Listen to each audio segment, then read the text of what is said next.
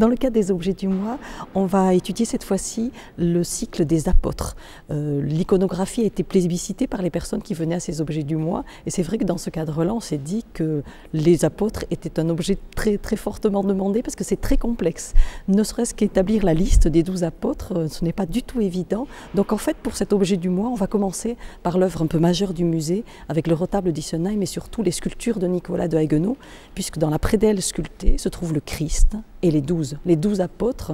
Donc il y a 4 groupes sculptés avec à chaque fois 3 apôtres, et c'est très intéressant de pouvoir étudier les apôtres à partir de cette œuvre-là, parce que certains des apôtres ont leur attribut. Alors ça nous permet grandement de faciliter la tâche pour connaître les noms de ces apôtres. Alors peut-être que le plus célèbre ou celui que les gens reconnaissent bien est Saint Jacques, puisque sur son chapeau il a la coquille Saint Jacques, donc au moins là c'est facile.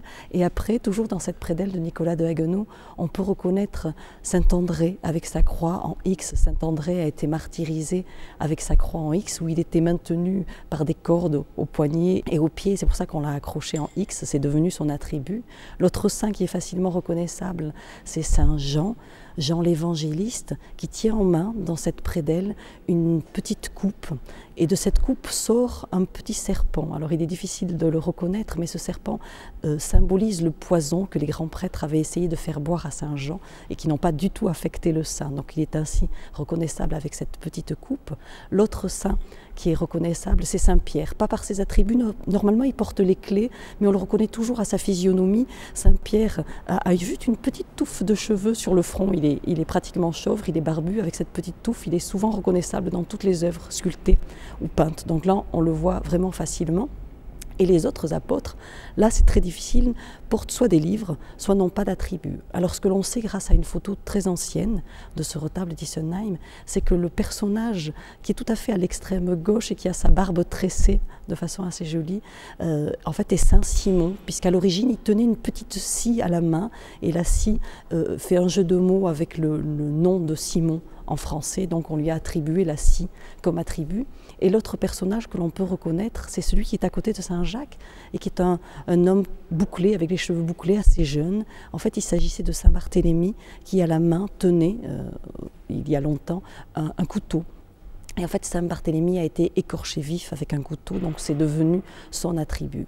Les autres apôtres, on ne sait pas exactement qui ils sont.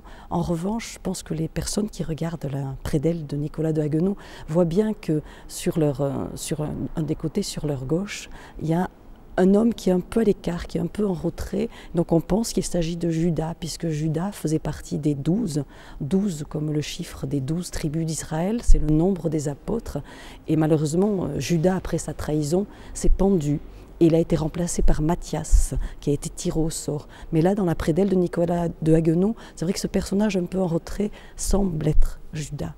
En revanche, à côté de lui, il y a un homme qui ressemble très fortement au Christ, à Jésus, et on pense que c'est Saint Jacques le Mineur, parce que Jacques le Mineur est le cousin en fait de Jésus, c'est le fils de Marie, la demi-sœur de la Vierge Marie, et on disait qu'il ressemblait beaucoup au Christ, et donc à travers la prédelle on voit cette ressemblance-là.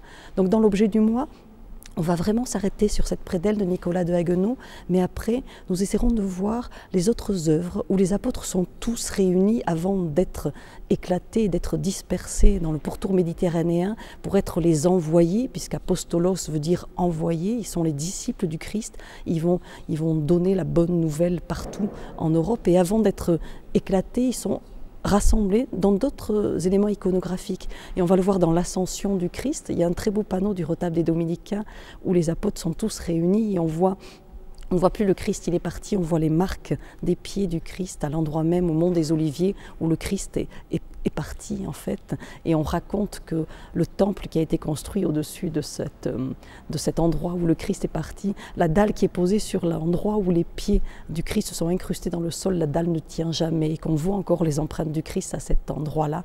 Et on le voit dans le tableau, c'est amusant, sur la petite colline d'où le Christ est parti, on voit l'empreinte des pieds du Christ. Mais on verra d'autres iconographies, on verra la Pentecôte, où les apôtres reçoivent sous une forme de langue de feu l'Esprit Saint, et là, les apôtres ont tous leur nom sur les auréoles, donc ça c'est intéressant. Et la dernière iconographie où les apôtres sont réunis, et là on les a rappelés des endroits où ils étaient en train de prêcher, que ce soit en Espagne, en Éthiopie, en Judée, on les a rappelés pour assister à la mort de la Vierge. Et on verra un tout petit retable domestique très beau où la Vierge est couchée sur son lit avant de mourir, et autour d'elle se trouvent les apôtres, et certains peuvent être reconnaissables toujours grâce au même attribut.